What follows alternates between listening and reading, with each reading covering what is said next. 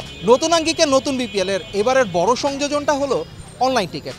তবে এবার যেহেতু নতুনভাবে ছিল তাই এই অনলাইন টিকিট নিয়ে কিছুটা মিশ্র প্রতিক্রিয়া রয়েছে, কারণ আসলে ম্যানেজমেন্ট এখনও অতটা আসলে তৈরি হয় নাই বা কিছুটা প্রবলেম ছিল। যেই জিনিসটি বিসিবি সভাপতি ফারুক আহমেদও জানিয়েছেন সময়ের সাথে এটা আসলে ঠিক হবে। তো যেই ভোগান্তিগুলো হয়েছিল অনলাইনে টিকিট কেনার ক্ষেত্রে সেটা খুব দ্রুতই কেটে যাবে এবং প্রতিটি মানুষ অনলাইনে টিকিট কিনতে পারবেন এবং যে মাঠে এসে টিকিট কেনার একদিন আগে যে হ্যাসেলটা হওয়ার কথা ছিল সেই হ্যাসেলটা আসলে আর হবে না।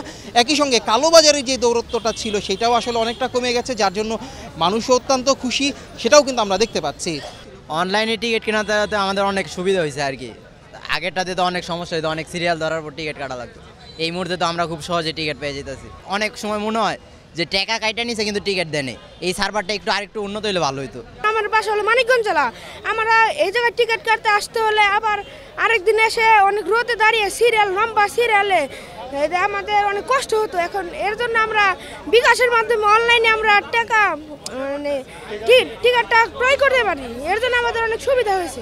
না পেলে অনেক উচ্চ দামে কিনতে হতো, এখন অনলাইনে আসার পর থেকে আমরা আগের দিনেই টিকিট কিনে সংগ্রহ করে রাখতে পারতেছি।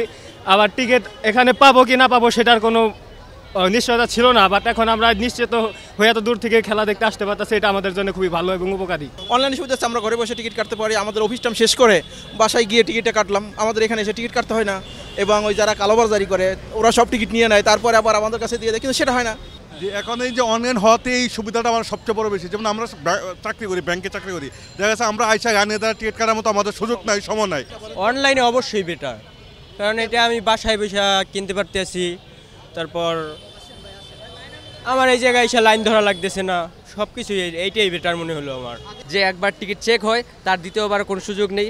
আর এর মাধ্যমে হচ্ছে কি অনেকে এক টিকিট নিয়ে দুইবার আসতে চাবে, এরকম এই সুযোগটা হচ্ছে কি তারা পাচ্ছে না। তো সেই জন্য আমাদের জন্য সবচেয়ে বড় সুযোগ হচ্ছে যারা একবার চেক হচ্ছে তাদেরকে আবার দ্বিতীয়বার চেক করা লাগতেছে না। এটা স্ক্যানের মাধ্যমে অলরেডি আমাদের অ্যাপের মাধ্যমে দেখা যায় যে অলরেডি চেক বা অন্য ইভেন্টের টিকিট, সেটা হচ্ছে আমাদের সবচেয়ে বড় সুযোগ সুবিধা আর কি আমাদের জন্য।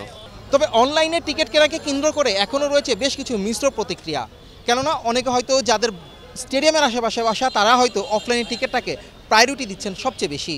আগে অফলাইনটা খুব সুবিধা ছিল, কারণ অনলাইনটা একটু বিড়ম্বনা, বাট আপাতত আজকে সুবিধা পেয়েছি। গতকাল তো সার্ভার নিয়ে অনেক প্রবলেম ছিল, মানুষ অনেক কষ্ট পেয়েছে। অফলাইনই ভালো, মোবাইলে কিনলে ঝামেলা। অনলাইন অফলাইন দুইটাই ভালো, কারণ আমি তো আমার ফ্রেন্ডের মাধ্যমে নিছি, তো আমার ওরকম ঝামেলা হয়নি। আর অনলাইন হইলে অনেক সময় কি সার্ভার বিজি থাকে, পাওয়া যায় না, আগে থেকে মানুষ বুক করে রাখে, ওই পাওয়া যায় না আর কি, সমস্যা হয়। একজন অনেক বেশি টিকিট বুক করে রাখে।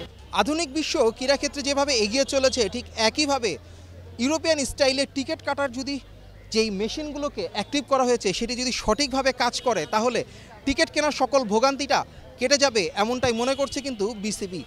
তবে এই প্রক্রিয়ায় আরও ত্বরান্বিত হওয়ার জন্য সফটওয়্যারকে আরও আধুনিক করার কথা বলেছেন এবং যেই জ্যামটা হয় আসলে অতিরিক্ত মানুষ যখন সার্ভারে ঢুকে যায় যে সমস্যাগুলো হয় সেই সমস্যাটাগুলো কেটে গেলেই আসলে সকল মানুষ সঠিকভাবে টিকিটটা কিনতে পারবে, এটাই রইল প্রত্যাশা। মিরপুরের হোম অফ ক্রিকেট থেকে আদিল আহমেদ শান, চ্যানেল আই, ঢাকা।